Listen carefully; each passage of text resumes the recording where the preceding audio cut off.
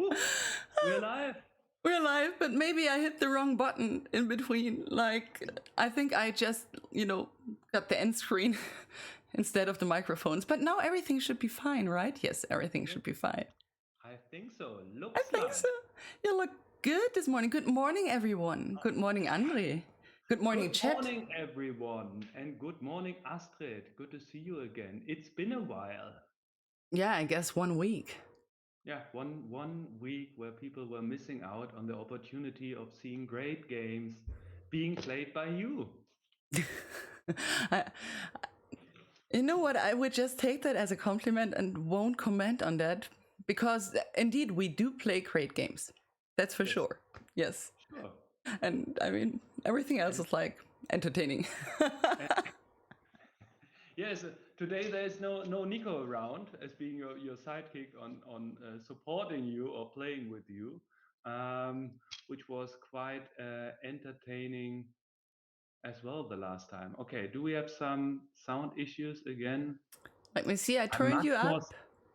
I turned him up, and I would turn myself down. Is it better now? Is it better now? Please, would be great. See, welcome. It's nice to hear that people want to hear me be louder. Okay, yep. No, it's better. Welcome to another episode of Astrid Sound Issues, the bi-weekly show about me, my guests, and the sound issues. Hopefully we are making progress from week to week. Things are going to be better. That's right. You know what? At the end of the year, I'm going to be a pro streamer. What brings me actually back to like maybe an introduction, because not everyone who is around today actually knows us and knows what we are doing. So you know what? I will just start and go on talking like, good morning, everyone. My name is Astrid. I am head of events of devcom, which is the official games developers conference of gamescom. And besides that, I'm a huge fan of indie games, and this is why I have the pleasure to work with André. Hi, André, who is an indie advisor and does work for devcom as indie advisor. And yeah, that means I can play a lot of cool indie games together with André and have a nice chat with the developers. And this is actually, the best job in the world. It is, right? So congratulations. Thank you.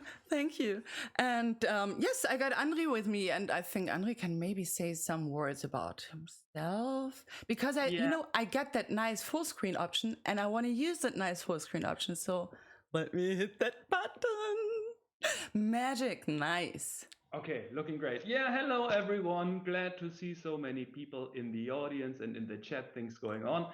My name is André Bernhard. I'm the indie, damn it, I never get it right. Indie advisor, and company is my company. I'm the indie advisor, working together mostly with indie developers doing external business development, and also being glad to be the partner of devcom by curating the indie expo that is happening at devcom. And therefore I have also a great job, because I have the pleasure of working together with Astrid and see a lot of great games from all over the world that apply to be part of this year's indie expo at devcom and have the possibility to showcase their game. So yeah, super excited, and also super excited to be here again and to be playing another great game, or watching Astrid playing another great game today, which is, who do we have as a guest today, Astrid? We have Jens and Martin from Series Brothers with us, who developed an amazing game with, I think, the most awesome, like, detailed graphics I saw in the last week, which is called Imagine Earth.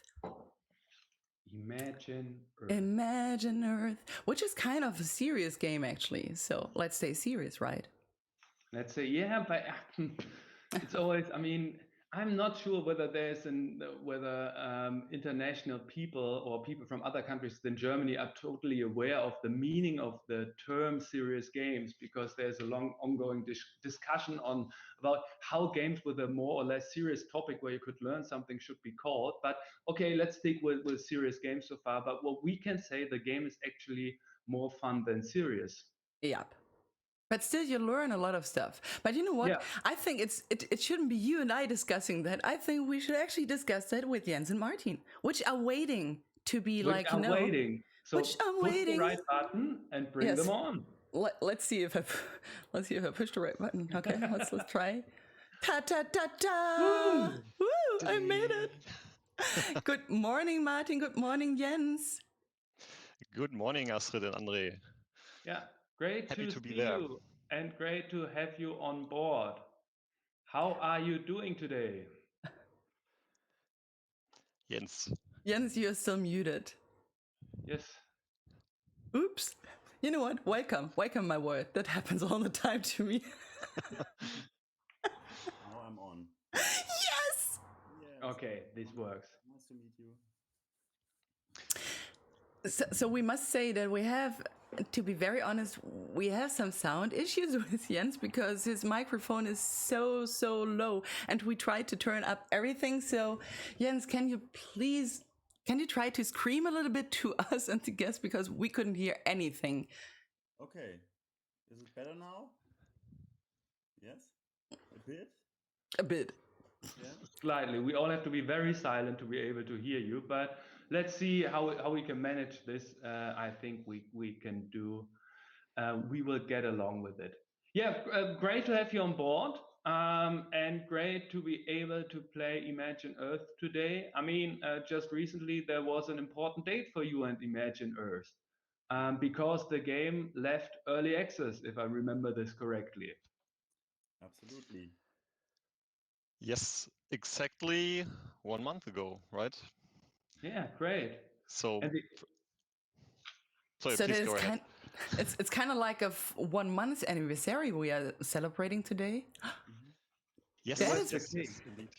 That is pretty cool. And you know, we have people in the chat already saying that Imagine Earth is such a great game. And so many here, Sven Matthias just wrote, many thanks to the team for this great game. I love it very much. So look, we have people around who love your game. And we have like the 4 weeks anniversary. That is great. That's excitement. really cool.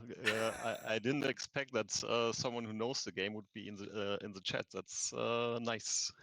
But I mean, it's important to say the game was for quite some time in early access. It's not like that you just that this is 1 month anniversary since releasing the game, and there was another month where the game was in early access. So maybe for those people who don't know the game yet, tell them a bit about the process. I mean, how long has the game been in early access now? Yeah, it has been 7 years.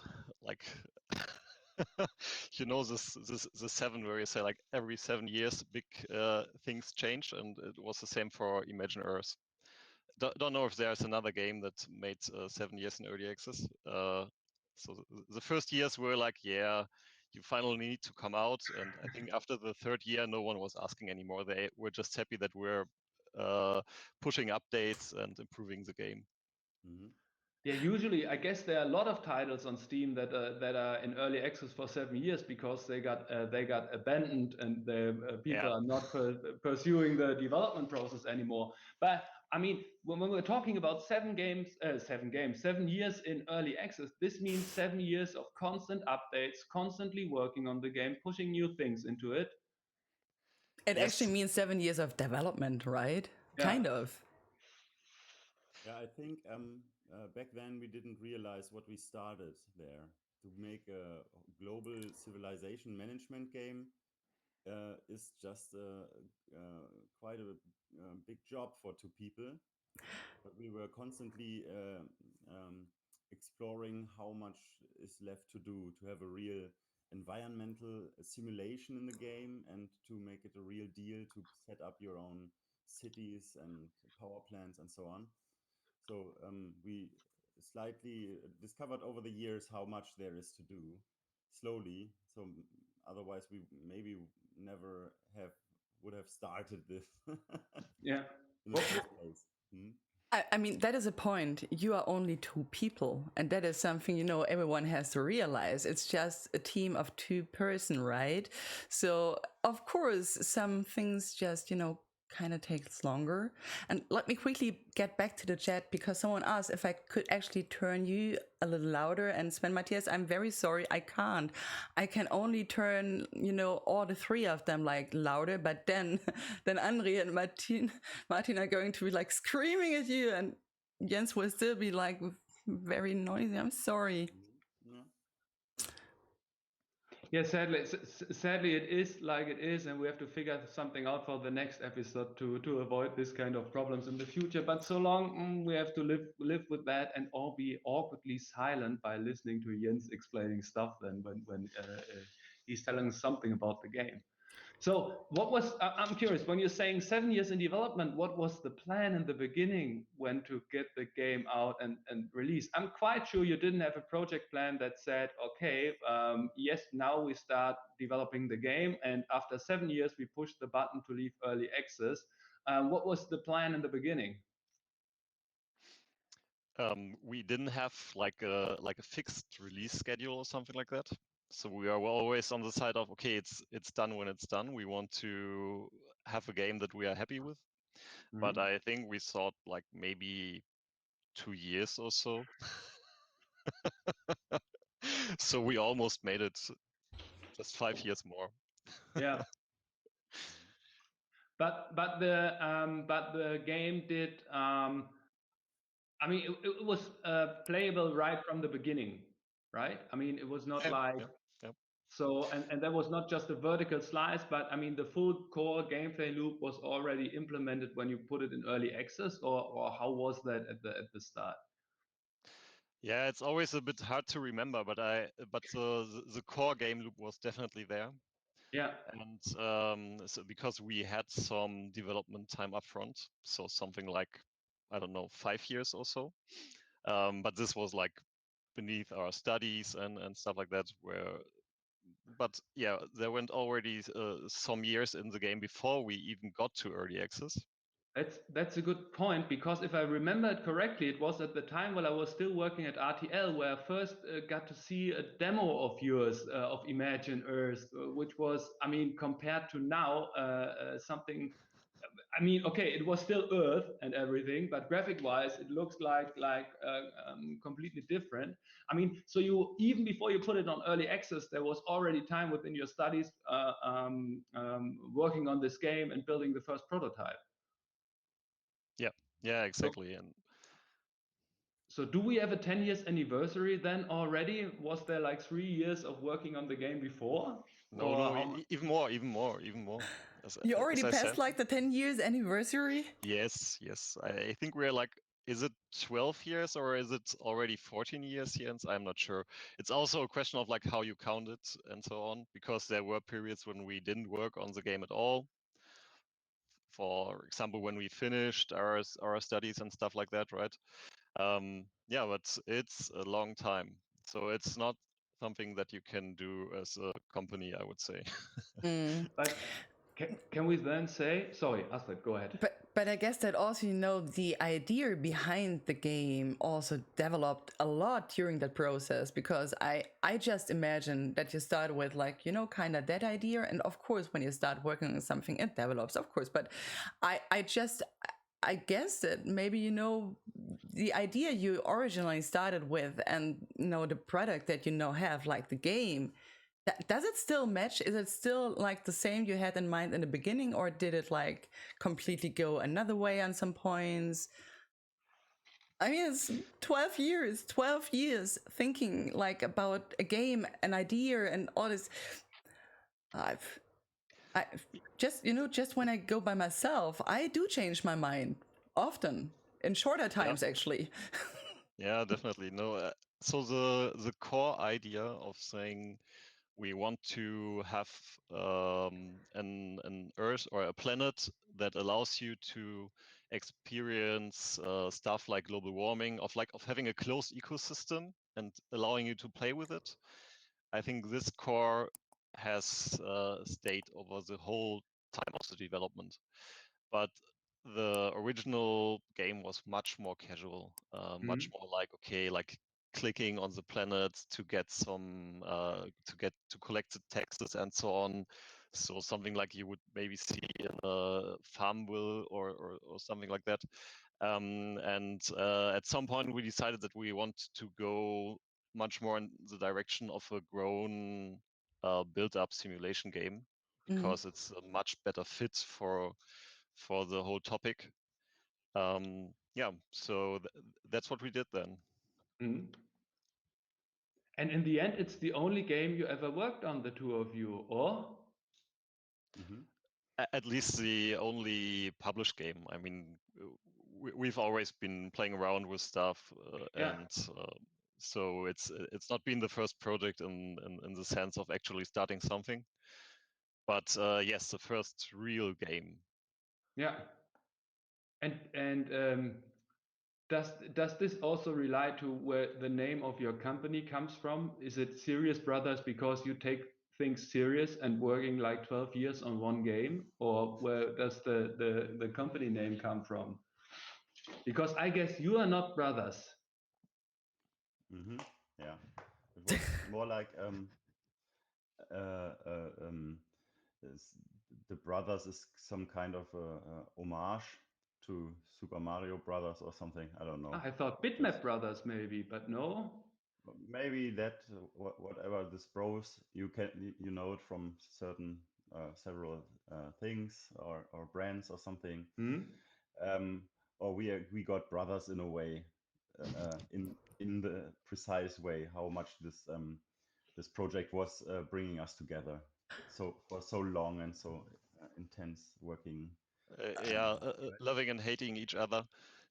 Yep, I mean, you spend a hell of a lot of time with each other. Yeah, Did absolutely. you have now we are really talking. Did you have some issues in your relationship between in between the last 12, 14 years? Because I think it's hard to split up when you are the two people that are working on a project, and Yeah. every day you wake up, make your first sprint meeting or however you're doing it, or your first video call somehow, Jens and Martin, the two of you, and do you say, Always the oh, same person. always the same person? Is there any chance for change in my life? Will I ever get rid of Martin or Jens, or is it just like, no, you are always 100% aligned to the project? Yeah, I think we had personal issues. uh, we have made many Really? experiences together. Tell us um, more. yeah, I, I like to bring up this joke from time to time that we, in a certain phase of the project, maybe somewhere in the middle of all these years, I thought we would need a relationship therapist or something, Yeah, but nice. we worked it out, and today we really learned how to communicate, how to develop this project in kind of a consensual way. So only features are introduced to the game when everyone or both of Yeah, us think they will profit, be good for the game, they will be good for the game flow and the playing and so on. um, so there's nothing done without and everyone feeling that it's a good plan to go ahead with that. that sounds good. Mhm. I So, think, yeah. So maybe tell the audience and us a bit more about who is doing what within the studio. I mean, that is something that I would be curious about. Who is doing the game design, or is this all like partnership decisions, as you mentioned before? Who is doing the coding? Who is doing the graphics? Or do you everything together? Like everything? No, no. There's a clear classic roles in this project, yeah, like in every. Yeah, Martin is doing the programming and organizing the whole stuff, like structuring the project, like the project manager as well, in a way. And I'm responsible for the creative chaos in this. Um, Maybe more bringing up ideas, and he's the one saying no, we can't afford this work-wise. So yeah, I'm doing the colorful things in the game. I'm designing the interface, doing 3D models. Uh, until the latest version, I think it is the seventh evolution step of the character design. I did also these characters myself. Until lately, we got a professional illustrator. yeah, Mm. So in the last year, around like 12 months, I think we got funding also for the game, and we were able to employ a third guy, a programmer, yeah, that joined our team, and we had also money for like compositions, Hmm. translation, and a voiceover. being done, and also marketing. And so we had small funds, and so could manage the self-publishing that we did last month. Sounds good. But in the end, this means you did all the graphics by yourself? I mean, Thank you are for you a asking. 2D and 3D artist? Once again, sir? Are you the 2D and 3D and UX artist at the same time? Wow. And the creative lead design. Yeah, absolutely. Yeah, but okay, I bring in the ideas, but together we discuss how much sense that makes. And I think all those people who are now kind of criticizing how you get into the game, they can't even imagine how much we talked about every single detail of this environmental global nature simulation that we have in the game, how we structured the market system for share trading and for all the goods trading with several trading partners and all these things that are happening in the game actually. So there's so much you talk about how the interface is designed in the most accessible way and so on. There's so much under the hood that we gladly could always arrange each other with what the best thing is there. Yeah. Yeah. While talking about what is under the hood, I mean, did you have any background in environmental science, or what kind of model did you use to build the engine about how, I don't know, pollution changes the look of the planet and so on? No, it's I mean, it's not scientific in the sense that we have like a weather simulation or stuff like that. It's an approximation of like what's the whole ecosystem would be like in terms of how temperature develops and what emissions do when they are in the atmosphere of the planet. Yeah. And so that's, we did some research on that, definitely. But I mean, we didn't have like a education in that sense. But over time, we've definitely learned a lot in this whole context. I mean, we're always interested in the topic in general. I mean, that's why we made the game. And but still, we learned so much. And from time to time, there's someone like coming up and saying like, yeah, no, this is completely wrong. This is nonsense, and so on. And then you look into it again and you check like, okay, does it make sense or not? And Jens, I'm not sure. We also had contact with Institute in Potsdam, right? Maybe you can have a word on that. Yeah, the Potsdamer Klimafolgenforschungsinstitut. Okay. Yeah, so we had talks with them as well, but every now and then somebody comes around saying, yeah, I'm a gamer, but I'm also a biologist, and like swamps are more CO2 compensating than rainforests, for example. And then we have new informations about this, facts and figures. But the main thing about the game design is to have a holistic approach to make a holistic world experience and to make it feel authentic in the end, to make that you have this planet that you are starting to build your own civilization there, and later you have to realize you must reduce your emissions, otherwise the polar caps melt and the water, the sea level is rising actually, and trees are dying, and the land is desertifying and so on. All these things happen quite visually in the game, and to feel it, to really being part of in a symbiosis with this planet that you inhabit, that's the kind of experience that we wanted to establish in this game. I want to read out 2 comments in the chat because I think they are very, very fitting. So Sven Matthias wrote, first of all, one can only imagine how much work this game must have been for the both of you, and then also with such a small budget. Right. Yeah. And was the budget really that small? of course, there was actually no budget. There was just this process of being in early access, and that was not always small. So it was okay for 2 people working on this game, but it was never too much. So it was long time. It was past half time. Yeah. But there was for sure coming money out of early access. So it worked out for us to work 7 years on this project, actually. So it got tighter and smaller, the budget in the last years. Then we had to start making sales on Steam as well. Um, but it was never that much that we could hire people and say, yeah, we get now 5 other people that we finish it in half a year or something. That's kind of Segen or Fluch. I don't know how to say it in English. So the pros and cons of early access. Yeah. That it was relatively tight.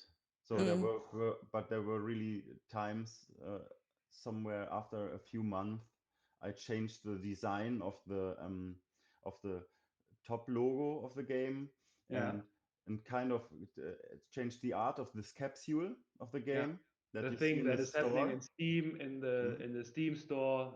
Yeah, this little image. one, what you see always when you are looking for new games, and then it exploded like 80 copies a day we sold for a long time. It was slowly decreasing. Yeah, that were the fat years, but it helped us to get over this process in a way. But for those, before you read the second comment, Astrid,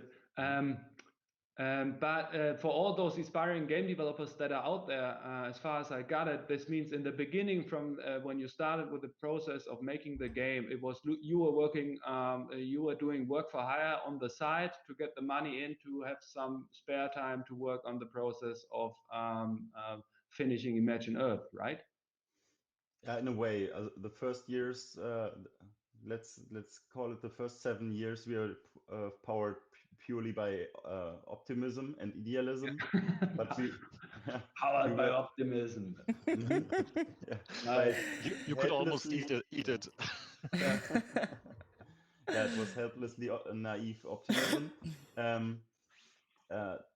But it was also the impression that we were having our hands on something that is really important. So this gives you strength to make a game about climate change. Now we call it climate crisis, and this topic was never getting old. It was always getting more alarming and more engaging for us to make this game about how the world changes when we burn all the fossil fuels on this planet.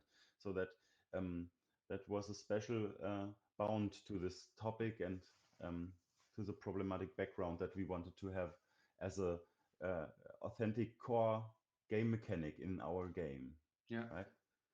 So that was good for the first 7 years, and there was also recognition, and we got to say that maybe, and we had in the beginning, it started with a student contest. So we were students then and had lots of time to waste as well, besides the studies. At which university, so people know where they have time to waste while studying?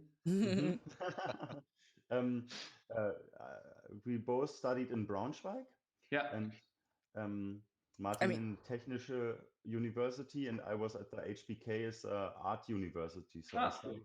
So you haven't even been at the same college, university. How did you meet? Martin, do you remember? Is it like a party friendship? We had this question lately, and we're not 100% sure, to be honest. I think it was that there was a cooperation project between both universities, and this somehow brought us together with another guy that at that time was also part of the team for, I think, the first year or so. But then it's been the two of us. Yeah, I think that is only the official story. I believe that 937 is right, as he just wrote. It was a €1 beer party for sure. I'm not sure if that was a thing at that time. Maybe. Jens. Jens agrees, So- kind of. I think he kind of confirms, actually. So let me quickly read out the other comment in the chat, because Yes. it was Oh, yeah. just, you already made like a beautiful transition for me to go there. So Sven Matthias also wrote, I think you hit the current zeitgeist. I don't know the English word for that, sorry, pretty accurately with the title, because I personally have It's often asked zeitgeist. myself what mistakes we as humans would immediately repeat if we were in a position to colonize other planets. Ha. Yeah. Yeah. Yeah, I think that's the whole a question, right? I think the whole setup that we put all this this colonizing a world into space to wrap around it a kind of science fiction story that is actually something that developed later, quite in a later state of the game. First, you only had this planet, you were there and putting up a city center that you built somewhere before there was nothing. But then we realized we can have the city center being a capsule landing pod that comes to the planet, so that you Yes. feel like the explorer, um, um, uh, the settler that first sets his foot on the ground and building his own thing there. But also this science fiction setting now is more like a hypothetical scenario that we just can have the same historical and late industrial society thing happening in our simulation, so that somebody can have a late capitalism situation with a fossil burning society on a new planet, and try to develop it in a way that it may or may not be falling victim to its own self produced climate collapse or something. So this interesting thing to make this whole world issue playable and experienceable for one player, and putting it um, the responsibility into his hands, right? That's what this game can offer. That's the strong USP about it, I would say.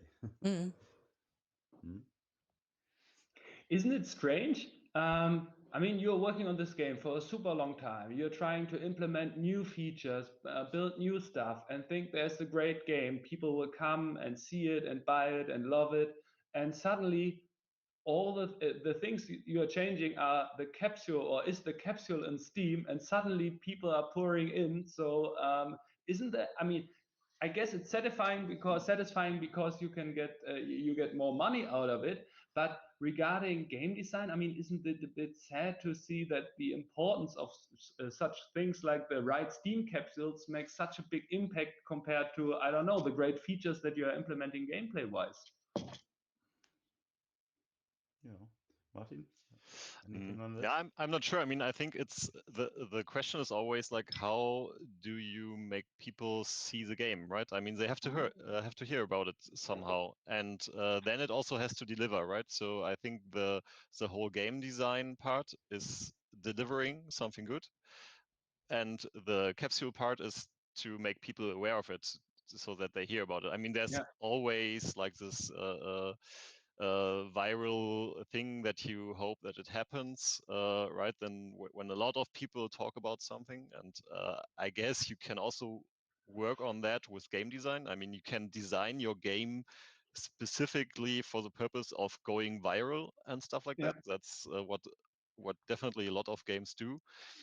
But I mean, for a build-up game, it's probably not the big thing that you're after. I mean, you want to create a cool game, and so you rely on the traditional ways of making people see the game. And Steam is honestly the big platform where people see the game, and it's yes, a small thing like an image is so important. I mean, that lesson was definitely felt really strange, definitely, but it was very helpful to understand that.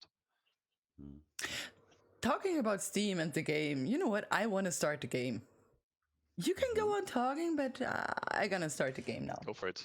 Hey, start I mean the that's game. what I'm here for, right? Talking about discoverability while Astrid is studying the game, The game. the game.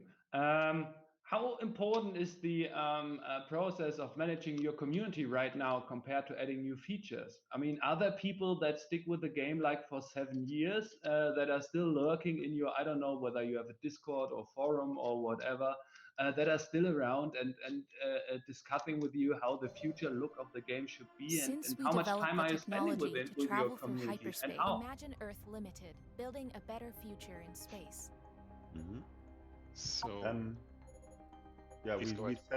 we set up a Discord server and we renovated it also Yeah. before the release, and we already have quite a few strong bounded people that are really maybe have played the game longer than I did in a way, and maybe at the moment know more about every detail about the simulation. Still, I'm super fascinated by how much people love games actually, also my game.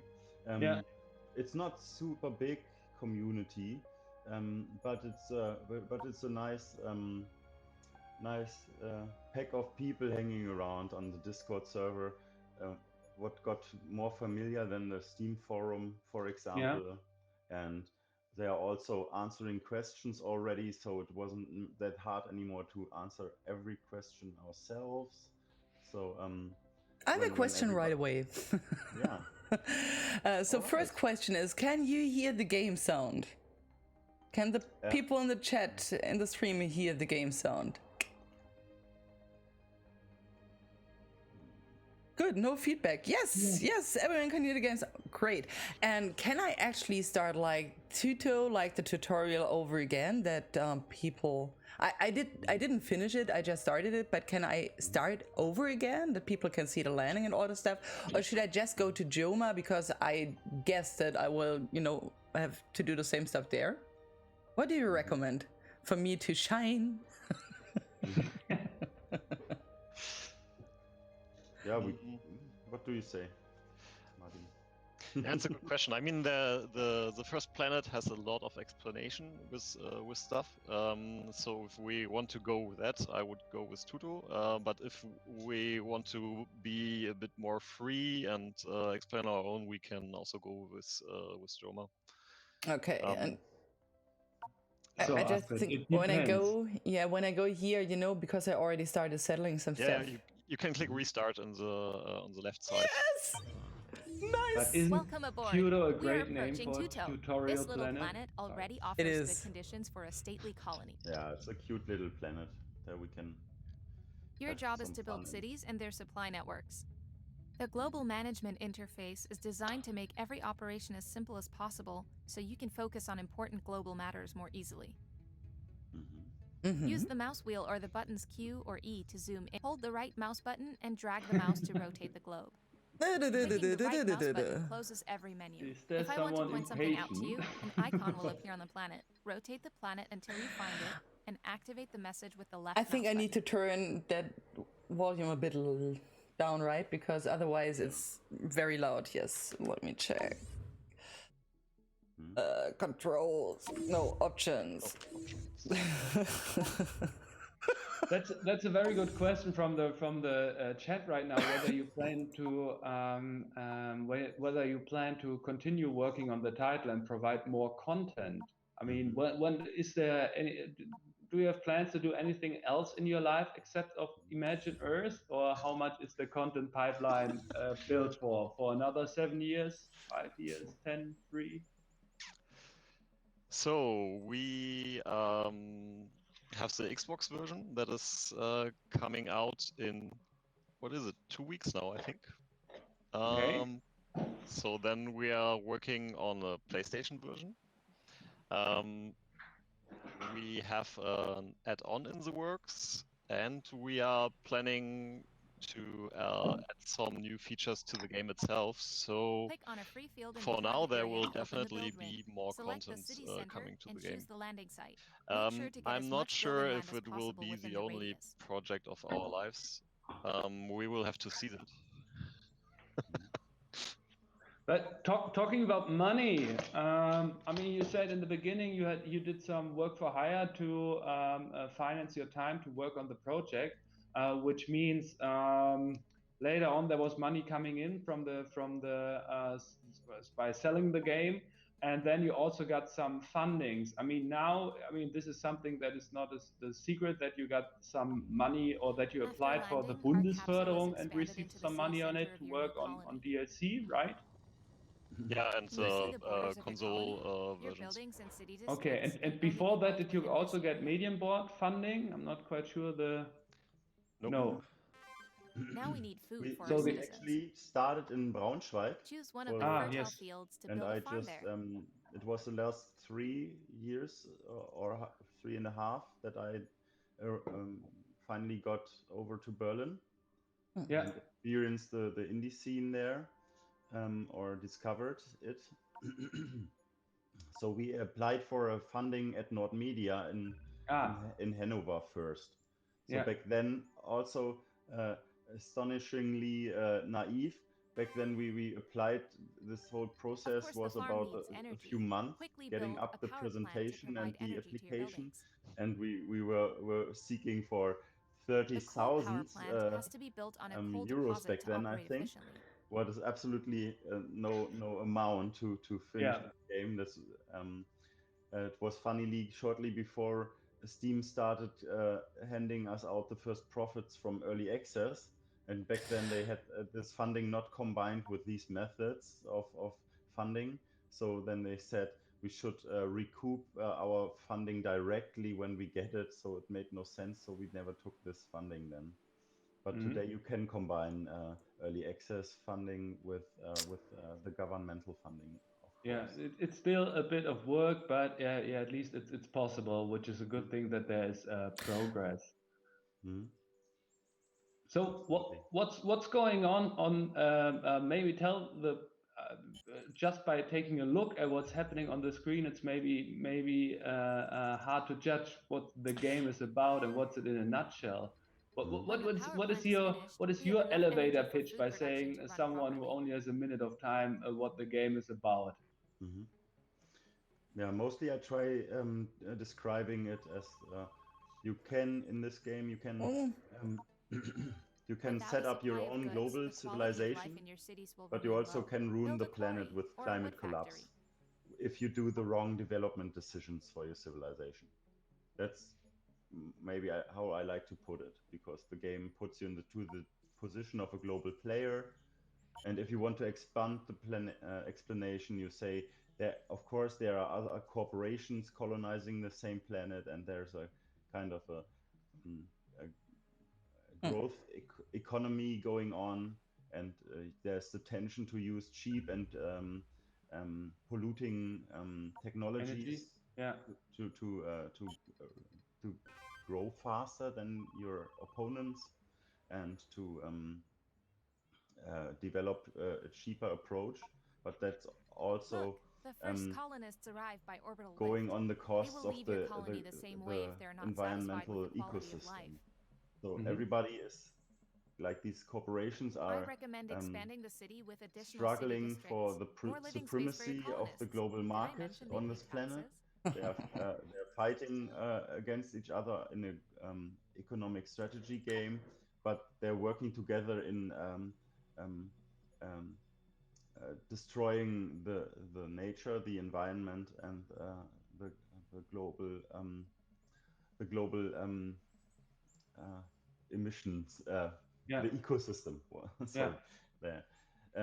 So there's these limits of the nature of the environment that you have to try to keep in, and maybe later you buy out other corporations and their businesses when you are so much in advance or richer. You can buy their shares and take them over that way. And that's one strategy, for example, next to the city center. play others out. So they are AI-controlled corporations as well. Okay, so that was the 10-minute explanation now of how the game works. First of all, thanks Sven Matthias, for subscribing. Yay! And then it's important to say, I mean, it's not a godlike. You play as an industry leader then. It's also not a Civ-like by saying you are the leader of a civilization that is progressing over time. No, you are the head of a corporation that is trying to colonize this planet in an economic way, in an ecological and economic way. Sustainable energy technologies. Yeah. Trying to find a balance between growth and sustainability is the final challenge for every civilization. That's kind of a. But is that really open? I mean, is it open end, or is the only way to win the game? Or I mean, is there a chance to win the game in the end at all, or is it just you? As soon as you achieve the perfect balance in your personal mind, then you're done, or how does Astrid win?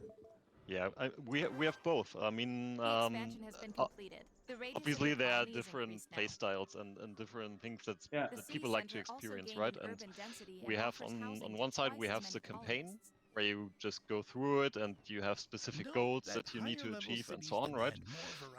Mostly about building up a colony of a certain size, or to protect a colony from external influences.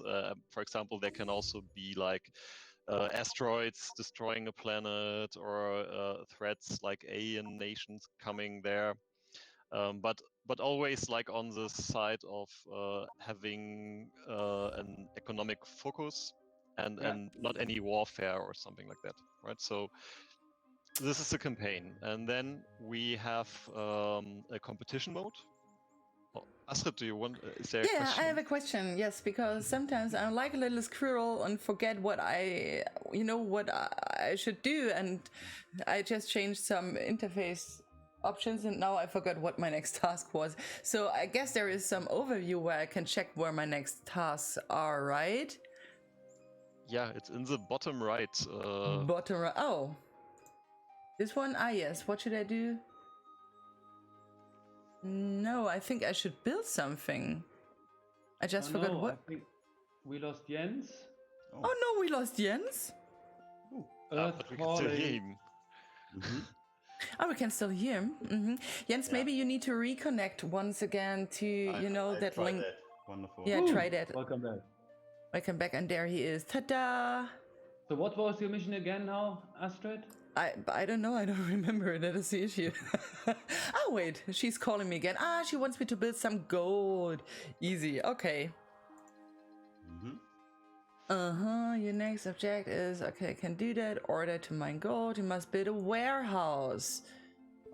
Okay. Build a warehouse. Well, so I was not quite sure whether I got this right, Martin. So there's the campaign mode, and there is a competitive mode, and a sandbox. No.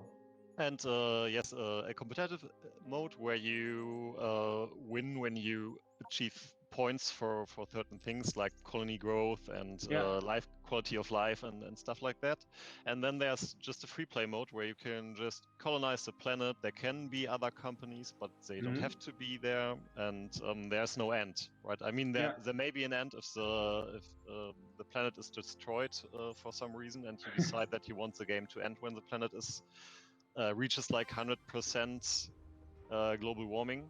Then there would be an evacuation, and then it's over. But mostly you can just freely build up your colonies and just let it grow, or see where you reach a nice balance. Can you also destroy like enemy planets? 937 is asking for a friend.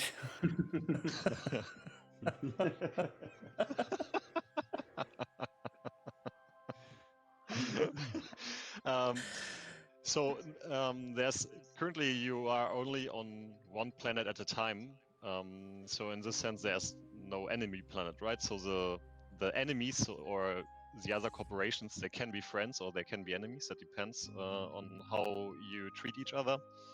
They are on the same planet, so you're sitting in the same boat, and you have to find a way to solve that, right? Either by going together or by going against each other. I mean, it is pretty much like life, right? We are on the same boat right now. Yeah, we wanted to be very realistic about this. So we are our own enemies, and there's nobody coming with a big hammer from outer space and ruining our days, right? But that was a basic game design decision from the beginning by saying, no, we will not include warfare. We will not have, we really focus on the simulation game part or on the progress and keeping the ecological balance without the warfare aspect. And can you give me a tip where I should spend that point to be like the best person? Yeah, you have 4 options there, I would say. For now, it would be very interesting to be able to upgrade your cities to level 2.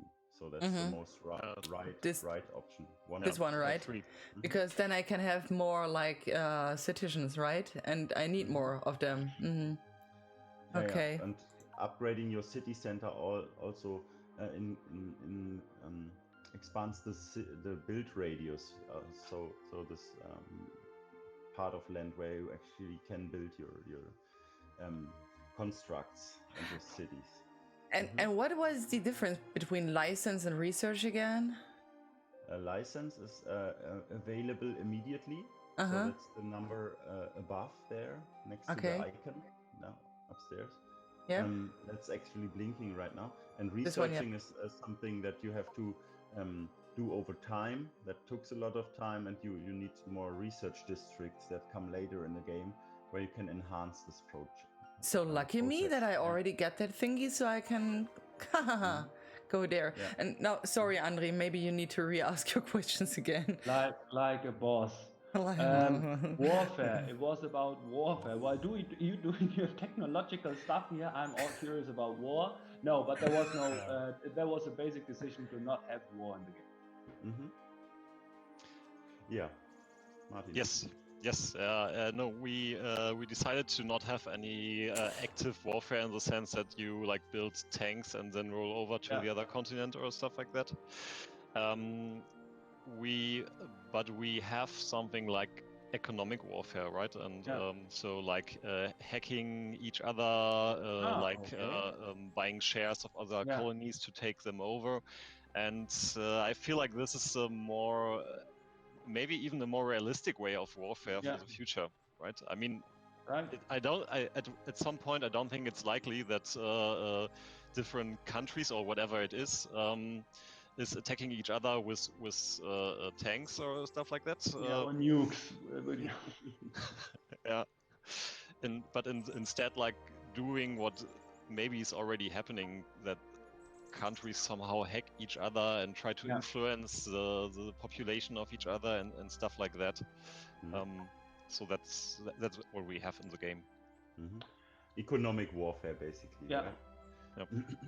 Talking about basic gameplay decisions, we have to talk about triangles. Why triangles? Because it's on a form basis, it's such a USP, you know. Yeah, and definitely. I don't know any other game that uses triangle, but that was really the decision to stand out by using triangle. There was more like also a form-based decision.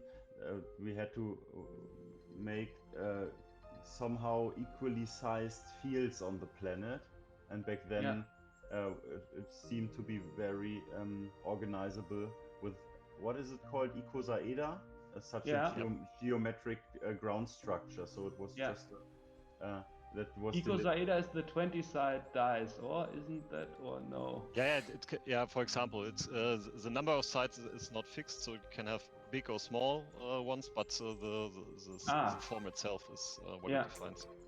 Yeah, mining.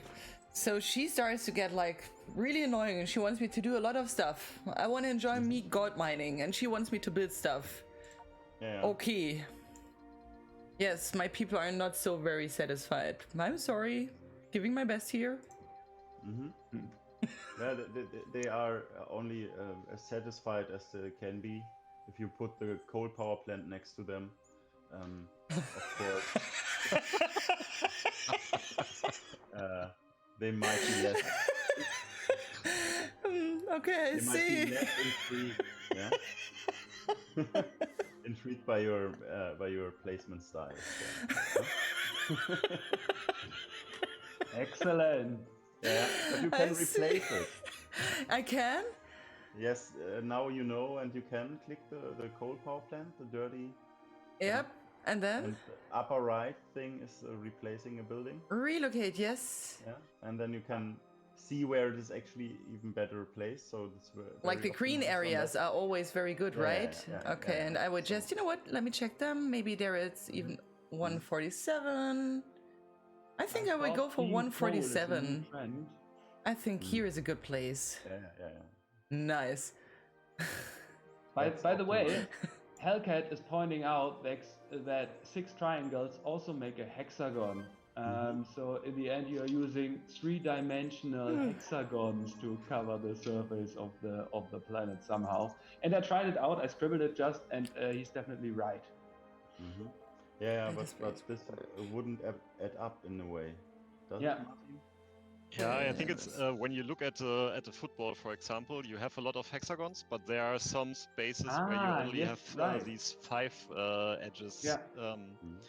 And so if you can do that, but then you need to have some areas like ocean or so where you put those 5-side elements. But you don't have them because it works out with the triangles. Yeah. We wanted to be able to really use the full landscape of the planet, and that's why we went with triangles. And it also seemed interesting to have a try with that. Jens, you know, as I don't want to piss off my citizens again, do you have any recommendation for my spaceport, or does it Jens not really matter? With us in this segment, so Martin. Oh man! There he is again. There he is again, Jens. He magically appeared. Do you have any recommendation for me in the spaceport? Because I don't want to piss off people again. I was just adding here external energy supply to my laptop, so it was out. Okay, I think Jens has no recommendation for me in the spaceport. But the spaceport is not that like, let's say, annoying like the coal power plant would be. So you can place it quite freely. I would put it somewhere in the at the outer rims of the colony. Yeah, right. So yeah, for example, like there. Yeah. But there, okay, we do it. Okay, let's see. Yeah, that's a good place. Let's see. Glad to see that people are not pissed off. Was there any kind of inspiration that made you make this game? I mean, you were quite, we mentioned this before, you hit the zeitgeist quite early on, or you discovered what's going to be happening in the future soon on this planet. But I mean, are there certain games that inspired you? I don't know, are you dedicated Civilization fans, or did you enjoy, I don't know, Populous or any other games that really that somehow added up in the end that you made Imagine Earth? I think I would say we played a lot of these games, like Civilization, like Anno, and yes, even Populous in those days. And I would say all of this added a bit of it, and also newer games like, I don't know, Frostpunk and so on, or Off-World Trading Company and so on. So all of these games have like little elements that we really liked and that we also wanted to have in our game. But I would say like the whole big picture of it, I still feel this was new for us. This is something that we always felt like, okay, this is a new concept of Imagine Earth. And I remember, I don't know when it was, but a few years ago, the Universum popped up, and they also have this whole planet thing, and also went into the direction of being a build-up game, and they got a lot of attention, right? Because I think they are a marketing company and so on, and they really know how to do that stuff, right? Which title? I didn't get that. The Universum. Ah, okay. And we were a bit like, oh, see, I mean, they are getting a lot of attention with the same principle, and so like, what is going on? Later on, it will look like we stole their idea or so, but we were there a lot earlier, so this always felt a bit strange. But I think in general, it's not like it's very similar to exactly one game. Instead, it has a lot of elements of a lot of games, I would say. What's going on here right now? This is Mogs. He's my merchant, and he comes from the guild of, I don't know, I read too slowly. And he would buy anything. Yes, those are the space traders. Nice. Sven Matthias asked, did you spend a long time thinking about whether the game should be turn-based or in real time? I'm not sure. Jens, did we spend a lot of time on that? I'm not sure. I think it was real time from the startup. Wasn't it? I'm not sure anymore. Yes, I want to sell you stuff. It was always real time. Yes. Yeah. Yes. Yes. Kept that real. The time. I think we considered it, and the course simulation is kind of turn-based. It always has these simulation steps where resources are produced and so on. But in the end, we didn't want to have a game where you have clicking for the next round. We wanted it to be real time. Yeah, I never could have imagined that. That's nothing for me. Or turn-based gaming, or yeah, that kind of keeps me out of having the feeling of really being there, having a living world in front of me. Yeah. That is kind of evolving and developing and so on. So that was a clear thing. But I think in the first place there was a 2D screenshot that was even before I joined this project as a designer. Yeah. So we had once the idea to make it 2D. Oh, okay. Yeah. I think it was between Martin and Flo, when they first came with this idea to our university to pitch it there to designers to make this joint venture. I guess Astrid has a serious question here. Yes, absolutely. Interesting. I can't hear her anymore. Can you still hear me? Yeah, I think. Can you tell him that I can hear him and that he has to rejoin the OBS link again? You need to rejoin OBS again, because I can still hear you and Astrid and Martin. I can hear everyone actually. Yes, he has to rejoin. I had the same issue last week with Nico. Oh, did I already mention that this is another episode of Astrid's sound issues? Technical panopticum. Yes. So, yep. Jens needs to rejoin, please. And then he rejoined. He did already? Yes. Can he already hear me? Yes. Nice. Oh. Welcome back. Welcome back, Jens. So yes, I want to talk about my decision here that I didn't do yet, because I don't want to decide anything. So now you're on the technology panel, right? I am. And I got a tech license that I can spend. Wow. Yeah, and, you have some buildings on the lower right in every circle that you haven't developed now, right?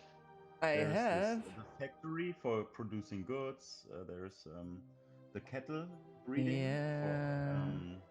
Cattle is here. Yes. Yes. So I mean, what do you think? What is good at that point? Because I'm at the very beginning. Do they want to have more technology? Do they want to have more food? Do they want to have more goods? Because I remember that that tutorial thing, you said me that people are very happy if they have more goods, maybe, and these guys want more, of course, but they want more of any resource. So they greedy. need a higher when you level the city up to level 2, then you of course need more variety of goods and food to make them more happy. So What's that energy in with this food? term, let's go for the cattle breeding, but then because then you can also see how these buildings have influences on each other. So you have to click it again, I guess. And then license. Yeah. Nice. Now you have it. If you click it now, try it. You can directly place it. Okay. And it would be super clever to place it close to your farm because they have a positive influence on each other. So like every building has they don't have directly production chains or something, but many buildings have positive or negative impacts on each other. So here is my farm. So for cattle breeding, it's relatively not so important where you place it. So you could place it on the bottom where there's a free field connected to it, and then you could place an industrial farm next to it. So you see how they impact each other. Industrial. Should I mean, I can relocate. You can replace that. Yes. Relocate that one, absolutely, right? Yeah. Now that I learned that skill. Yeah. And so it's also kind of a puzzle strategy here. Yeah. That you have to always optimize how you use the space that is given to you, right? Yep. Like, do not build Koblenz, right? What again? Like, do not build like coal-plants right beside your people. Yeah. Because they don't like it. That might be a start. Oh, look. They build actually little streets from one to the other. Oh. No, now you see they are not that productive because also the field type that you have it placed on is not the fertile field type as well. That is an important thing to consider as well. Okay, let me see. I will find another place for it. Yeah. Relocate. Yeah, push it around a bit. There, that's a great space. And then we put the cattle breeding next to it, and then we have the optimization. I hope so. But that is relocating the tiles. It does not give you any disadvantage. I mean, the puzzle mechanic is part of the gameplay then itself. Yeah. I think it costs some money. Oopsie. I'm not sure if we implemented already that you have then recycling technologies that reduce the costs of deconstructing, replacing, and stuff like that, or even make it free so that you can freely recycle buildings and build other things out of it. At no extra cost. But by default, it costs money, so it definitely is something that you have to think about when building up the colony. Yeah, but what you also can do, okay, we just started having a look into the goods menu there. There you can decide to store that particular kind of goods that you have. So when you press that button, you start taking in, storaging one package like 100 pieces, and then you can also select if you want to auto sell or auto buy these resources when a space trader lands with the spaceship and is selling it to you or buying it. So this can be automated in a nice way there. Right? But only in the amount that you have at maximum storage. So I think if you have one warehouse now, you can store one particular kind of good. So I should maybe build another warehouse, huh? Yeah, that's a good plan. Also, it has a new harvesting drone, and then you can harvest more goods faster, right? So You're waiting all Nice. the time to get that gold down there.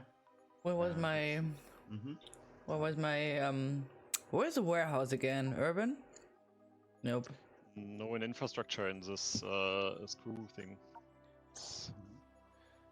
Yes. Oh.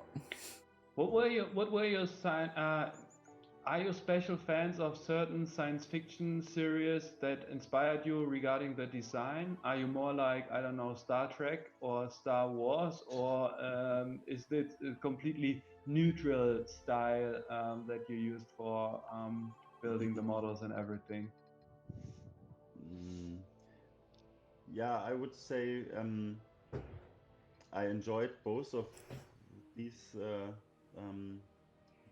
science fiction brands that you named at a certain time of Very my life. diplomatic. Yeah, but it might be that this is really more influenced by something like real-time strategy games, like Command and Conquer in a way. I might have taken some basic build from few of the buildings. I had this the style taken that you have this very robust little buildings and so on that you pull out of the ground in no time.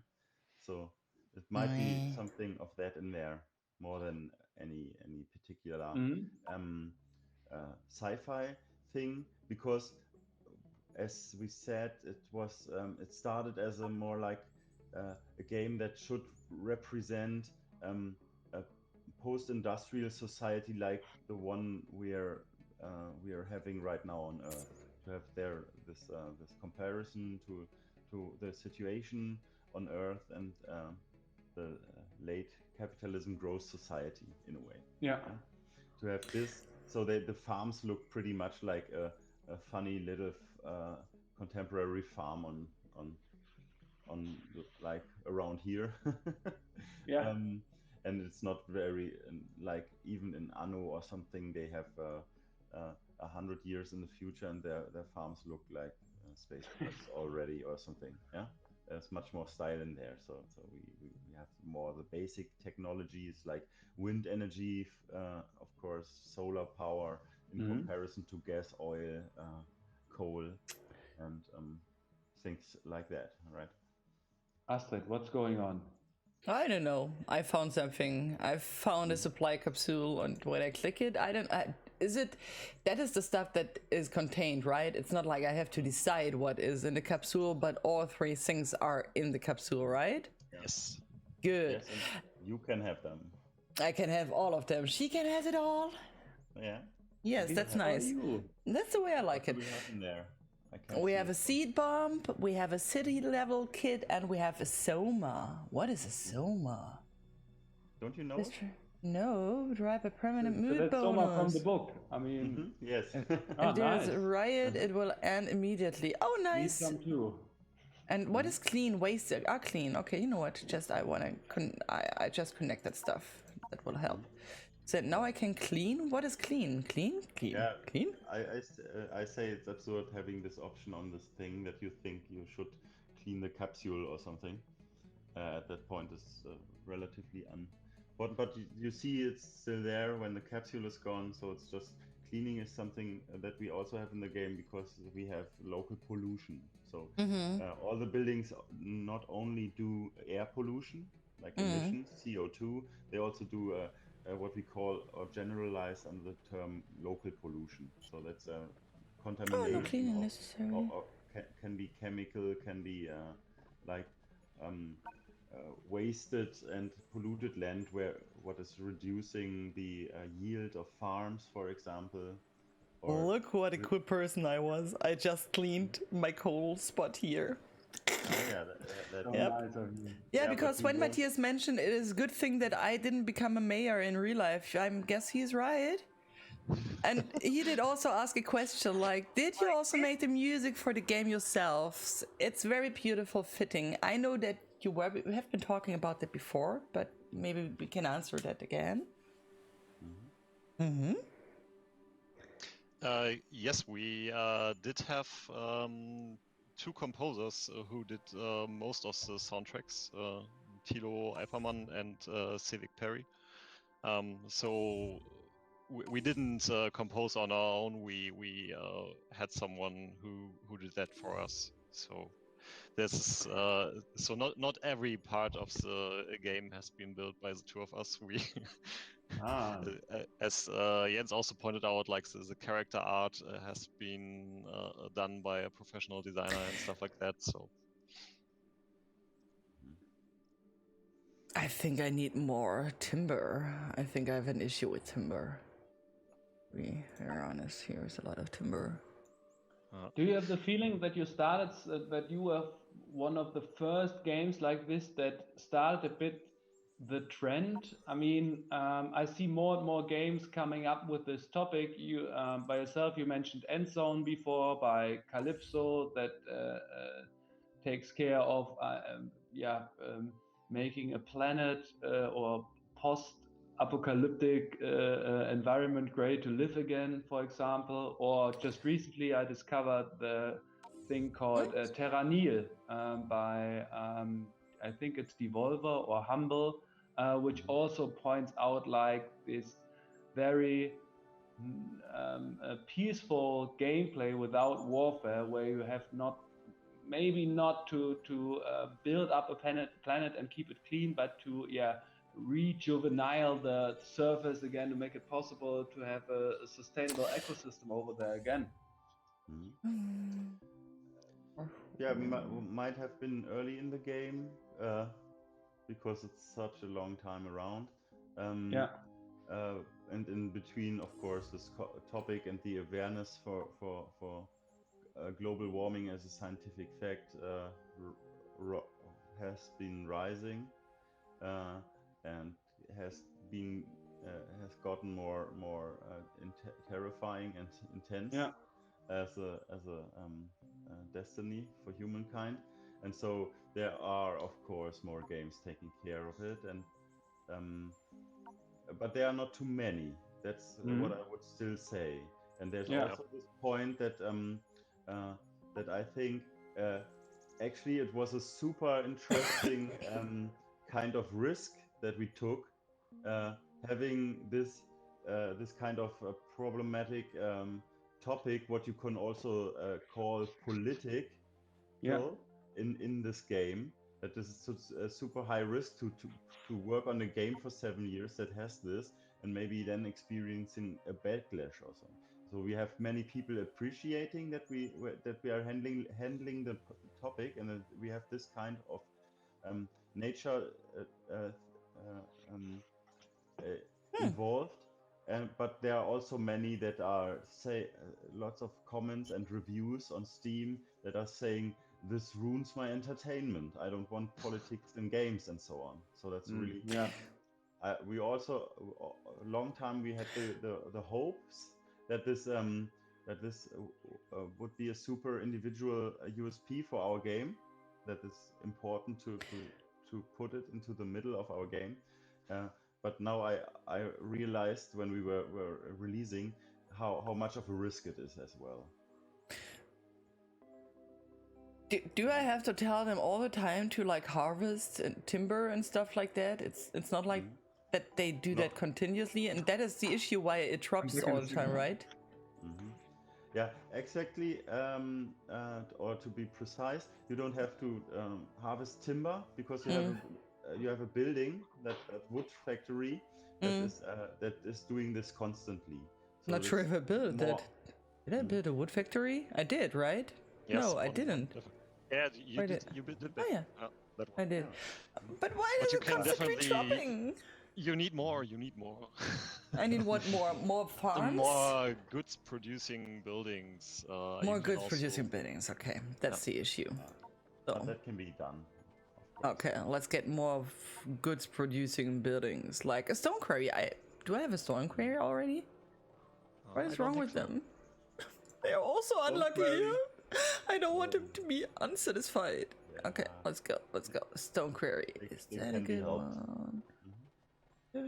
I guess they don't like it that near to the city center. That is always an issue. Maybe then here it looks good, right? Trees out of the society. Yes, The green ones are always the best. Yeah. Jawohl, ja. We should be fine there. Wonderful. Oh, there's an ex-trader coming. Oh! Maybe he has good stuff. I hope so. Hello. Did you ruin something again? No. No, I didn't. What? Excuse me? Did you ruin something again? Excuse me? No, we are professionals here. Yes, professionals. Very professional. Oh, I got a new tech license. Great. Nice. Now I'm going for goods. So, yeah, you can do that as well. Or? You can unlock something new. For example, biomass power plants. What about that? Biomass power plants. Sure, that sounds amazing. Where are they? Here? Yeah. Yes. That great. Right there. Yeah. Love it. I mean, better. Yeah. Love biomass power plants.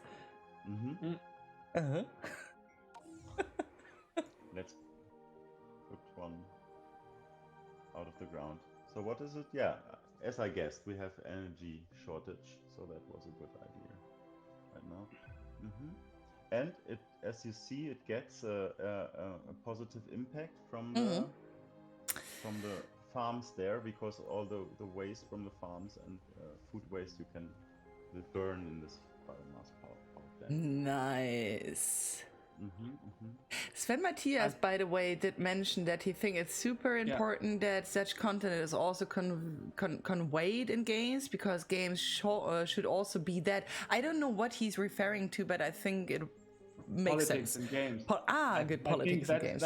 It's an interesting discussion that is somehow ongoing here with Real Hellcat adding that there should be no politics in games, because in the end it boils down to the question. I mean, for example, for myself, I can say, with having this tough decisions that you sometimes have to make, like in this War of Mine, for example, it's not my cup of tea. That also ruins my experience somehow.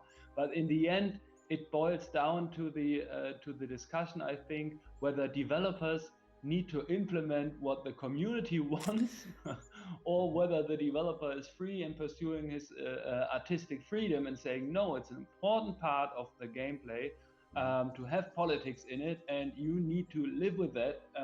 If you don't like it, it's not a game for you. What's your take on that? Did you do any drastic decision that were not that not really felt like the community is loving it and gave some backlash, so you put it out of the game again? No, that was more like gameplay wise, but there's nothing particular. We just were very closely connected to what the community was saying, what was the feedback from early access supporters, and were changing it in a way. Most of the times it were game feature questions, and the most sense-making option we took to keep on developing. Yeah, but even by talking about gameplay feature, was there something where the community said no, and you said, I don't care, or the both of you said, no, we don't care, it needs to be like this in the game because that is our artistic vision of the game? Mostly there were, Martin, is there coming something to your mind? Because I think mostly these comments of this game is totally super boring, this is totally out of the way, it's a dumpster fire, it's, and so on. Mostly these comments are coming like, the guy has played the game for 0.7 hours, and then he is not intrigued at all by how these characters come up and what they are telling all the time. And there are many reviews on Steam that are clearly showing people run into this game and then they need to rant about it because it's not their cup of tea or something, you know. So and he could have guessed it easily. He has 2 hours to check it out, and we had a demo long time, many years, that you also could check beforehand. You could buy the game, and still there were these guys coming. It's not my cup of tea. Yeah, and ranting about it. There's some kind of a personality out there that I can't understand, because we tried everything to make clear what this game is about, and you see it. And now we have also this live stream that is playing the game, and you have content. You can refund it for 2 hours. You can test it for free, any game on Steam. So I don't know where this comes from. This necessity to be then such ramped up that is not what you expected in a way. Yeah. But anyways, these are the kind of problems. And also about this, the devs should keep their left wing environmentalism out of the game. So these are mostly comments, and reviews that are not discussable, so we can't do anything for them at all anyways. I wanna add some stuff, because I think, you will always have people that don't like the game, because there are always people that don't like a kind of a game, right? And you will always have people that actually like the stuff you do, like Matthias. When Matthias, for instance, he said he think it's super important and it's good for a game to ask questions without imposing a particular moral on you, and he thinks that you actually have done that, with this title. I'm with you on that, Sven Matthias, by the way. But I also like, I'm very political, interested and active and stuff like that. So it's I think, it's not your task, or you don't have to do a game that fits everyone. That's not. You can't. You simply can't.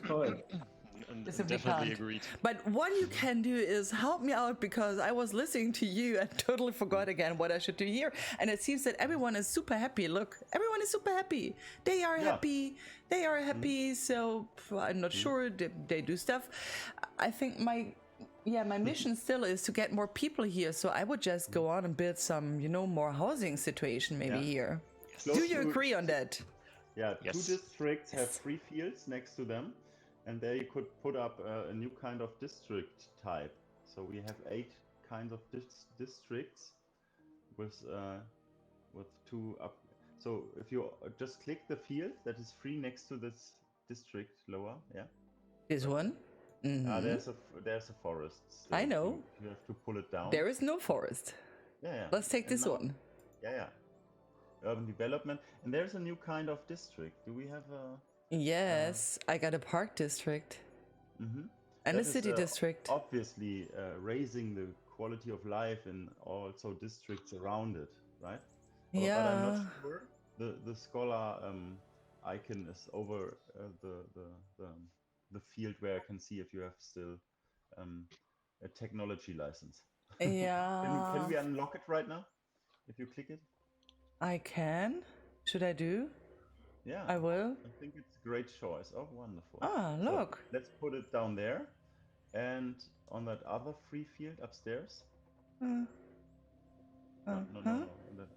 Yeah. The free one, yes. Yes? This one? But it must this be one? next It's a free one. It's free. Yeah? Yes? This one? Yeah. No, that. Let's take that. Because let's take that. I want this to go to, when you put it close to other districts, you can level up the district that you had before. Yeah. But there is only one no. Look, then it's only 1, 2. Okay, okay. I will do that. I will just put it there. Bam, it's done. Oh, I'm so relieved. If you press the Shift key now, Shift. You can place the same building again. So no way. It's a super streamlined workflow here. But you could, on the lower free field, I would advise you to put it there. Yeah, another district, because then if you place it there, you can level up the districts closer to the city center, and then level up the city center. That's kind of a puzzle strategy there as well. And then we have more building space, and we gain another whole radius round of building space, and there's lots of new resources that we can harvest, and energy sources that we can use. That's kind of the plan, right? I mean, that is my plan. Wonderful. And you see these glowing lights on the districts that you can level up now. Maybe you have to have a right click to deactivate the place. Remember? Yeah. Nice. And now we can go there because we have researched this upgrade as well, right? Now we did like the pre-work for this. Oh, look, a new merchant account. Oh, it's that guy again. It's always the same.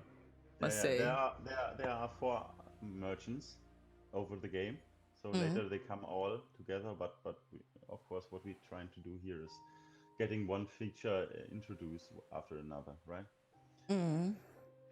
So it's just a froggy trader for now. I mean, I like that froggy trader. There are 2 more things that I would love to add to this little discussion we had recently. I mean, one thing that is terrible to see nowadays, that nowadays it's not about not liking something, but also telling everyone about that you're not liking something, as this would be as much as important as you're not just enjoying something. Because it's one thing to say, okay, yeah, didn't like the game because it doesn't add up to my expectation regarding, I don't know, quality, like there are bugs in it or things are not working out. But I mean, it's hard to complain about something, as you mentioned before, that is clear part of the gameplay design from the beginning. I mean, if you say, how should you do the game without keeping left-wing environmentalism out of it? I mean, it's also not an opinion that things are happening regarding climate change, but it's a science fact. And that is not something, I mean, you could make up a game that is relying on alternative facts regarding the climate change or something like that, but it's hard to do, to expect that on a fundamental level of the game design. That is what I don't understand, and I can only imagine how difficult it is to see then all these 0.1 hours gameplay reviews on Steam that totally missed out that it's not, that the game is about something else and it's not Imagine Earth Total Warfare or something like that. Yeah. What do I even more? Okay. I think we had like 7 years to learn that. So this was quite good. I mean, today I'm quite relaxed about when people put in something like that. I mean, funnily, we also at some point I think we had a review where they were saying like, oh, this game is such a capitalism game. So like going in the other direction. Okay, yeah. Because they somehow thought it's a game promoting capitalism or like in favor of capitalism or so. But that's really not realizing that a game is just about putting mechanics from the real world into the game and allowing the player to play with it, right? To see how it turns out. So it is not pro or contra or something. It just is there and you can play with it. And I mean, yes, and yes, the campaign definitely is more on the side of like, yeah, maybe you should go in an environmental friendly way, but the core gameplay mechanic isn't. So it's just what it is. That is super interesting because there's this concept of new economics that also takes into account the hidden costs of building something. You mean right now when you're building a coal plant or something, I mean, just recently with the CO2 taxes and stuff like that, there's going to be changes. But for a long time, you didn't have to take into account that you have to pay for the environmental damage as well. But it could be very successful to run a coal company because you don't have to pay that. And that is just recently changing. And having that in a game is a very good idea to experience, but there are always hidden costs or opportunity costs when you do something and missing out on other stuff, especially regarding the topic of climate on planet Earth. Sorry, political excurse off. But yeah, I totally can totally feel that that is that this is that there are challenges with the community or people who bought the game. I mean, that is also we had this discussion here before with the people who did Battle Brothers, Overhype Studios on a different level, where the community expected the developer to continuously working on the game, even that he said he wanted to do something new. But why? Because people bought the game, they thought they have some kind of or the developer has some kind of obligation to continue working on the title so people can enjoy it. But I mean, there is no obligation even for you after the game is out if you don't want to pursue future development out of it. I mean, people can still play it and have fun, but they just miss out on new DLC. But that's not what what you're doing right now. I mean, just something that keeps me around. Yeah, you can also have a lot to do when you have a project of that style and you are just a little indie studio. You can be totally occupied by dealing and delivering for this one title and porting it to other platforms and so on. We committed to do quite a few stuff still, and we will continue to do so until the interest drops totally out of it. So at the moment, it just feels like the most reasonable thing to come to finish some other ends of this project. Yeah? So how are future plans then? By the way, what is happening right now? Yeah. A new cooperation? I don't know. I don't know. He's friendly. Is he friendly? Competition? He's like, I wanna blow up all the stones on your planet because I need it for my planet. I don't feel that this is like friendly. He could have asked first. Yeah, actually this guy is your boss. Oh. I don't like my boss. I don't like my boss. I want Daddy Reichert back. I want Daddy Reichert back. Nice guy, having a reasonable approach of driving a company, and later he's also pulled out of the game by some bigger corporation buying up his company and I see, restructuring it, firing people and so on. So maybe to to answer André's questions, what happened in between was I found a new colony here, I built a new city center, I found a temple which I should harvest artifacts from, but I don't know yet how. By maybe plundering it. Should I go and plunder? But plunder sounds so harsh. Always anger the ancient gods. I don't want to anger the ancient god. That sounds so hard. And also, my boss just arrived right here, and he wants me to collect titanium by blowing up those mountains. So, but maybe one after the other, right? Let's start with the artifacts. I want artifacts. Should I go and plunder? Do I need a warehouse? What is the thing here?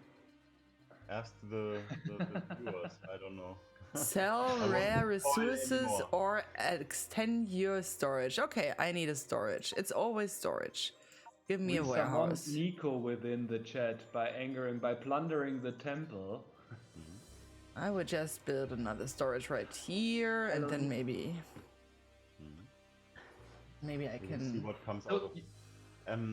Maybe to come back to some what you said, André. Yeah, please. I found it super interesting, or what I learned about this is that there are so many people out there willing to misjudge a thing, a game, for example, like before they have played it. So like watching a movie not to the end, and okay, you can say before that was not my cup of tea or something, but you can judge it really fairly if you haven't looked how it ends up. So we get these comments from all sides.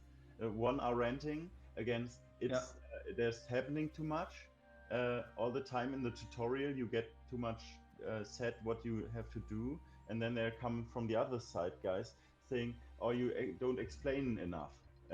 Yeah, and it's the same way with this. There's too much nature environmentalism, as that would be an ideological extremist idea or something. Yeah, and then people misunderstand this setting that you are in a corporation in the first place in the story, and that this would be corporate propaganda for capitalism in a way. So that also misunderstood from both ends of the story. Yeah. There is one documentation that I watched recently about the development process of Darkest Dungeon. For those who played Darkest Dungeon, which was also for a long time in early access, and they had a huge discussion going on when they made a fundamental gameplay change regarding the concept of corpses. That suddenly, I mean, did any one of you play Darkest Dungeon? No, I just... Okay, I will keep it short then. For those who played Darkest Dungeon, there was no corpses in the beginning. Then they made this fundamental gameplay, and then they had a huge outcry of the community who said, you totally blew up the concept of the game by adding these corpses to it.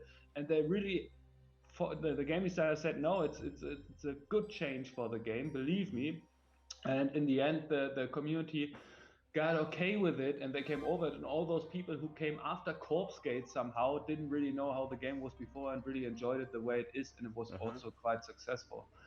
So definitely a recommendation about these community issues and how to handle them would be watching the Darkest Dungeon documentary. I can't remember who did it. It's in English, but I think if you look it up, it's a good thing. Yeah, but hard decisions sometimes to make. How is it when you go to conferences and shows and showcase your game? When you talk in person with people, do you also get negative feedback a lot, like you get it on Steam, or do you think it's an issue because people can post stuff anonymously? I mean, it's been a while since we were attending a conference. Sadly, we all. But I think I have never seen anyone say something like, "So this is, I don't like that," or "Why are you putting I don't know, a climate topic into the game," or something like that. No one ever said that, at least not that I can remember. I mean, would be interesting. I really would like to. Sometimes you feel like I really want to have a discussion with someone to see like where it ends. But I mean, I guess we mostly can imagine where it ends. Yeah, at a conference when you have your showcase there, it's of course that you that people that are interested approach your thing, and when they are not interested anymore, they leave. So they the most time of the interaction they're still there, and they're excited about it and want to know more. So that's a kind of workflow that is very nicely integrated, or working without problems. But I guess in the internet it's often the case that people get hurt in a way, and that they want to make themselves hurt if they don't feel like it. And even if they don't have any specific opinion to announce, they maybe to round this up in a sensible way, the whole nature environment topic that we have here is still maybe just the global surrounding, in that you do your decisions in which you're basically playing an economic strategy game. So you have to build up stuff so you can endanger your society and so on. And just having a game also with its story based on this environmental topic makes some people feel as if we would lecture them and we would be preachy about it and so on. But our intention was just to give the player any possible freedom there to try out what kind of strategies you could use to have just to face these physical facts about the atmosphere being some point then over polluted and overcrowded. So we want to give them the freedom. Sorry to interrupt, but Astrid really needs help, I think. I do. I don't know what I should do. I need the stuff to create explosives, but I'm lost. Can you please help me? Okay, then help her, please. Yes, please help me. Today. Astrid, I think what you really need is you need to sell some of your rare resources. Your whole storages are full of it, and so we go to my merchant. You can go to the spaceport. Yeah, exactly. Here's my merchant. There is it. Yeah, exactly. And unfortunately, currently there's no merchant there, but you can call one. It costs a bit of an extra amount of money, but you can call one. So it's on the top left of. Top left. Yeah. That is a lot of money to call one. I hope he is a good one. Yeah, definitely. That's true. But it will allow you to quickly sell a big chunk of your rare resources to have some room for the stuff that you need in order to fulfill those goals. Okay. And not to have to build another warehouse. I just need to come back shortly to what Jens just said, because I think that's the very important part of the discussion. I mean, if you from a perspective of a person playing a game, you are stepping into the magic circle of doing something that is not related to the real world somehow. You're giving up to the concept of being part of this game and what's happening over there.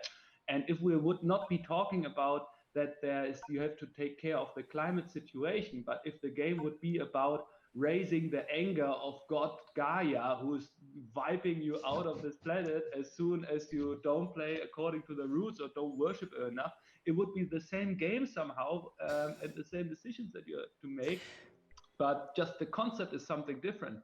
And I mean, people should, it's always difficult to tell people what they should do, I know, but yeah, I mean, at least you should expect that people would be more free in their mind to see, okay, this is about gameplay decisions and not transporting your left-wing environmentalism into the world and doing propaganda. I mean, only propaganda game I know so far is America's Army, but I mean, sure, there is some I guess you have some vision within it, what to expect, but in the end, it's about gameplay decisions. Another tip there? Where do you get the machine parts from, please? Actually, you can just buy them from the trader too. Easy. Oh, come on. But I built something to produce machine parts, but okay, let's go to my trader. I mean, you need to have an overproduction. If you have an overproduction, then the overproduction will be stored. But if you don't have an overproduction, you can just buy it, and now you should be able to craft those explosive devices. Finally, but what does she want from me? Oh yeah, she wants to tell me that we finally got all the stuff. Nice, yes. Hard work here. All right, craft explosives here, right? Yes. Okay. Good. Wonderful. Good. I think one other. You can just click the explosive device. Okay. Yeah. Okay. Now it's auto-crafted. Every time you have all resources there. Auto-craft. Auto-sell. Yeah. People like actually to automate things. Yeah. That's where me too. Where we need to get this game to get a bit better. Because like in Factorio or Satisfactory, they can make a giant machine work by itself. Yeah. That's what they love. And we can get our game, this society that you're building, also more into that direction as well. So there might be interesting new grounds for expanding gameplay or change it in a productive way as well. Yeah.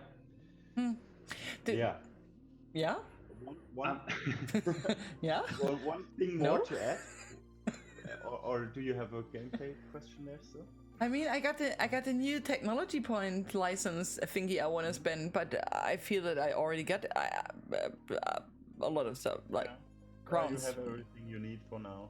So the every mission limits the amount of buildings to be in a certain story setting.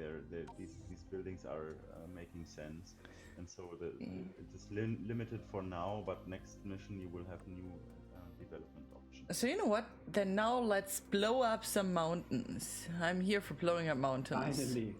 Finally, I think I already got one, right? Can I place on a free field? What? No, go away. Give me. No, you must click into your inventory now. That's yeah. Ah. And is the bomb there? There is a bomb. Yeah. And now you put it on some little mountain. Yay! And I think just for the oh no, sadly. No, let's find a mountain to blow up. There is a mountain that we can blow up. I think that is a very nice mountain. Here, that is a nice mountain. Does it have to be in my circle that I can blow it up?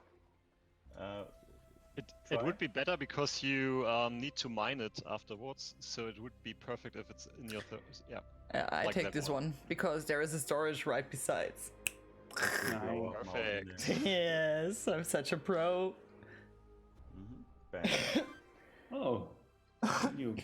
Nice job. So as we slowly are coming to an end, can you tell us a bit more about the future plans for Serious Brothers in Imagine Earth? You mentioned already console ports are coming. Are there some release dates or anything? What to expect in the future for those avid fans that are here in the chat as well? Yeah. So there is the Xbox and Series X and Series S release that we just announced yesterday. Actually, it's happening July the 9th, July 9, or how you say in English? Yeah. So also very soon. This is definitely coming. And next step is to do the PlayStation port, and maybe we'll line up this release happening with the release of the add-on that we are also making. Yeah. But that has to turn out. Okay. Once or. So more content is going to be expected. And Astrid, before we forget, do we have a raffle this time? We don't. Oh, yes. We don't. Oh. Or do we? Wait, do we? Do we have a raffle? Do we want to make a raffle right now? We can actually do it. Is the raffle bot live? No, it's not. No. Oh, but I can program it very easily. You know, people just need to tell me how many keys we want to raffle. Yeah, I remember that we sent you 3 keys for. Oh, you did? Around? Yes. So I simply forgot. Oopsie. I thought I remember something this time. It's good that it always comes up last minute. Come on, program this bot. Yes, I will Let's do. Share some keys with the people. And watching. You guys go on talking, and I will quickly program the bot. No, we are done. We are watching you programming now. No, you don't. You go away. Screen sharing, please. No. Screen sharing, please.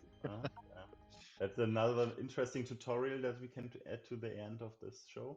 No, but there's an interesting announcement about what's happening today. Because at the moment I'm not sure if I'm allowed to announce this. I'm not sure it will. I think we shouldn't. But there might be in the course of this day an interesting discount to the game on Steam. Might be. Yeah, there will be actually. I can't say when exactly. Maybe more in the evening.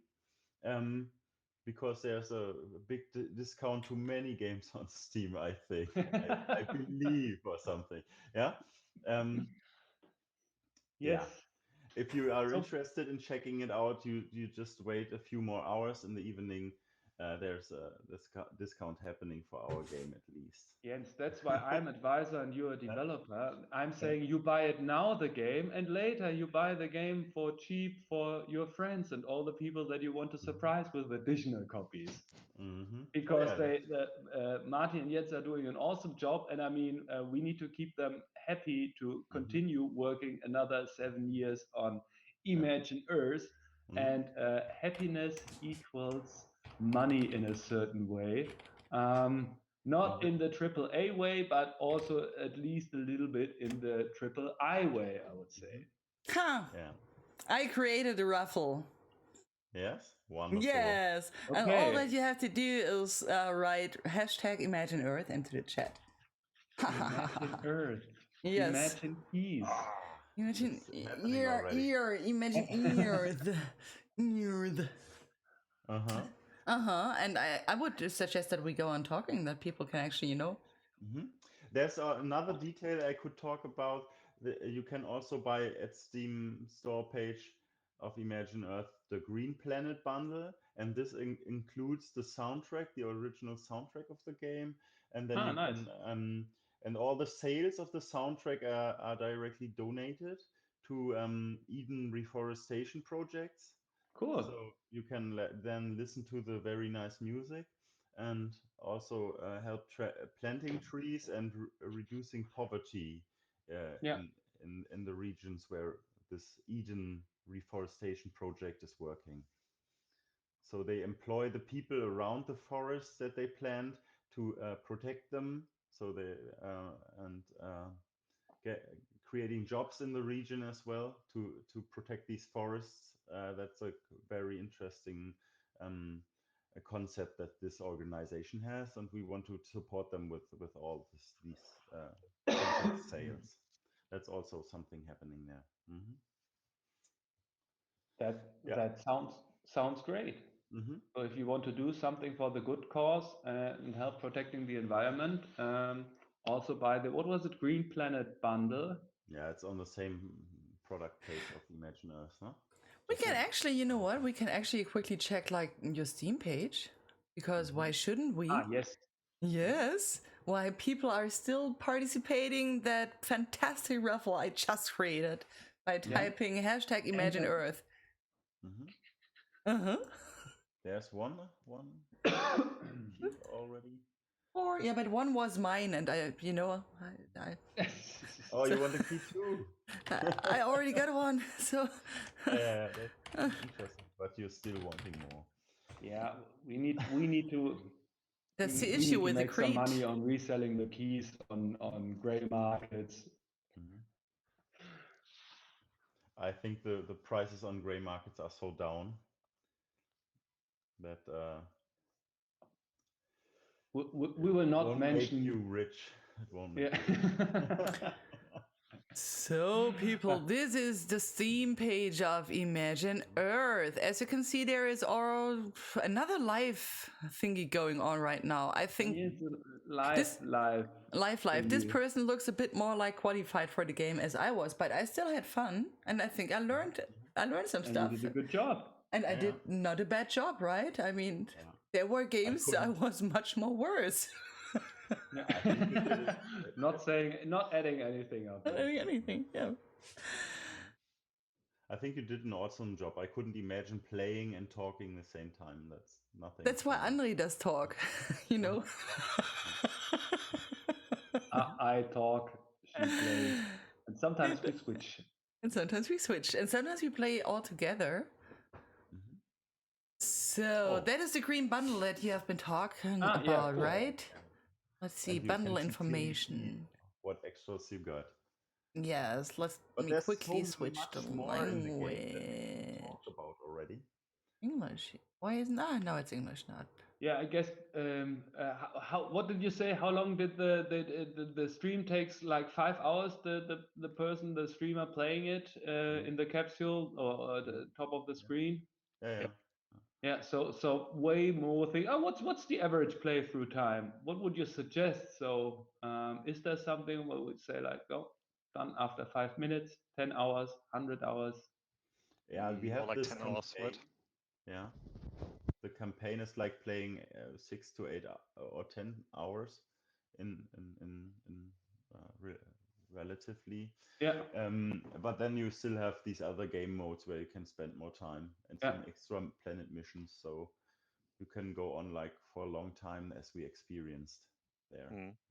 And I think it highly depends on the playstyle. I'm pretty sure there are also people that spend like 20 hours in the campaign because they really like to do it in a relaxed way, and like me. So that's maybe, yeah.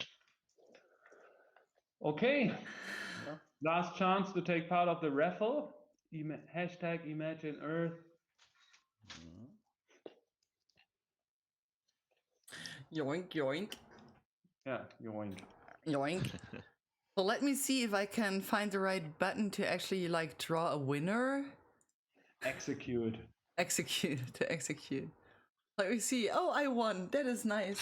Oh, we forgot the drum roll. Boom, boom, boom, boom. Okay. How can I say that? Wait, I would deny myself. I wouldn't. Bye, Astrid. I'm sorry for myself. So now the drum roll. The drum roll. Let's give me some drum roll. Yeah, still happening. Ta-da-da-da! Lakeside 42 is following. I will accept this one. Nice. Lakeside, you won a key. Please message me in the directed here, and I will send you over the key. So we got another one, right? No, we got only one. It's only one? No, 3. How many keys did you send me, Jens? 3. 3, and I mean, I used 1. And maybe André used the other one. Did André use the other one? Yes. No, sorry. 3 for ruffling. 3 for ruffling. So we can have 2 more. Nice. Draw. Let's see. I'm the worst at doing drum rolls. Yeah, how do you do it? Or we can make it clock ticking. Yeah. Tick. Tick. How dramatic is this? Huh? Yeah, that's the real thing. Do it again. ANPST, ANP. Congratulations, ANPST, or however you want to pronounce your name. And I can't do an N and then a P, and that doesn't work for me. Please send me a direct message, and I will send you over a key. And we need the drum roll TikTok again, guys. Bum, bum, bum, bum, bum, bum, bum. You make the clock. Bum, bum, bum, bum, bum, bum, bum, bum, bum, bum, bum, bum, bum, bum. And we got the last winner. It's Dana Polidori. Congratulations, Dana. Woo! Oh man, that was nice. Intense. That was intense. It was very intense. So Dana and ANPST and Lakeside, please whisper me here in Twitch, and I will send you over the keys. Very nice. And I am simply Astrid. If you don't know who to whisper, it's a Ganondorf. It's a Ganondorf. What is? What's the door? Yeah, I think the doorbell rang. You know, like someone shipping a package or something. I have someone like, okay, please the keys. Absolutely. Then, Astrid, we need to come to an end. It's already 3 minutes past 1 p.m., but I can't stop it. Yeah, times went by like magic by having fast, by having such interesting discussions and such amazing guests like Martin and Jens. Thank you. So that was a real pleasure.